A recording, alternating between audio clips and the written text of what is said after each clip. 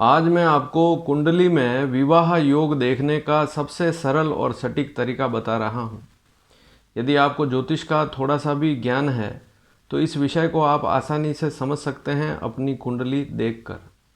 तो छोटा सा वीडियो है, पूरा देखेंगे तो जानकारी आपको पूरी मिल जाएगी। आपको केवल अपनी लग्न कुंडली देखनी है और लग्न कुंडली में आपको यह देखना है कि प्रथम भाव, जो पहला भाव है, फर्स्ट हाउस, उसमें क्या अंक लिखा हुआ है और सप्तम भाव को भी देखना है, उसमें क्या अंक लिखा हुआ है।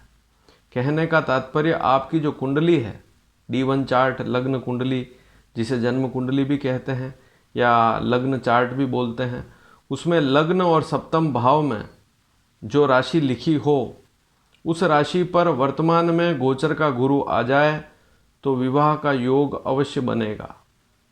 तो इस विषय को समझने के लिए आप अभी का सूत्र समझ सकते हैं। 2021 में आप देखेंगे कि अभी वर्तमान में 6 अप्रैल 2021 से 14 सितंबर 2021 तक गुरु कुंभ राशि पर चल रहा है। तो यदि आपका कुंभ लग्न है, लग्न में 11 का अंक लिखा है, या आपकी सिंह लग्न की कुंडली है, तब भी ऐसा योग बनेगा। क्यों?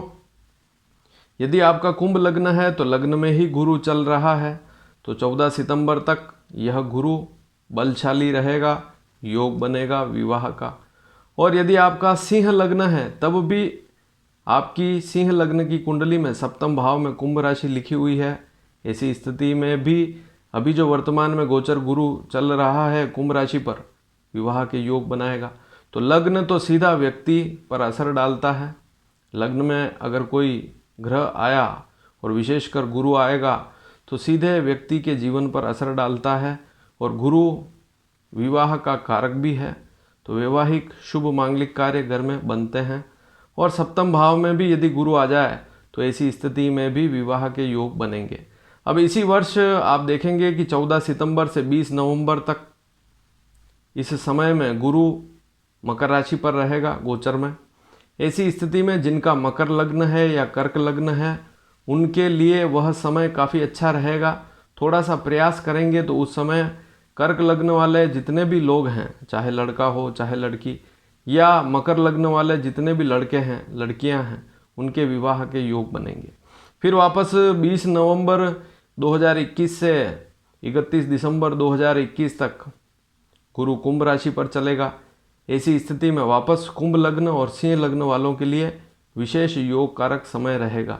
तो सीधा सा अर्थ यही है कि जिस वर्ष आपको किसी भी वर्ष का पंचांग खोलकर देखना है और उस वर्ष में गुरु की स्थिति देखनी है। गुरु जिस राशि पर हो उस राशि या उस लग्न वाले व्यक्ति के लिए विशेष योग बनते हैं विवाह के, और उससे जो सप्तम राशि है या सप्तम लग्न है, उन लग्न वालों के भी विवाह का योग अवश्य बनता है यदि गोचर का गुरु इन राशियों पर असर डाले तब। तो इस योग को आप आसानी से समझ सकते हैं, सीख सकते हैं, और आप अपनी कुंडली देखकर पता लगा सकते हैं कि आपकी किस लग्न की कुंडली है, या आपकी कुंडली में सप्तम भाव में कौन सी राशि है। उस पर यदि गोचर का गुरु आ जाएगा तो विवाह का योग अवश्य बनेगा।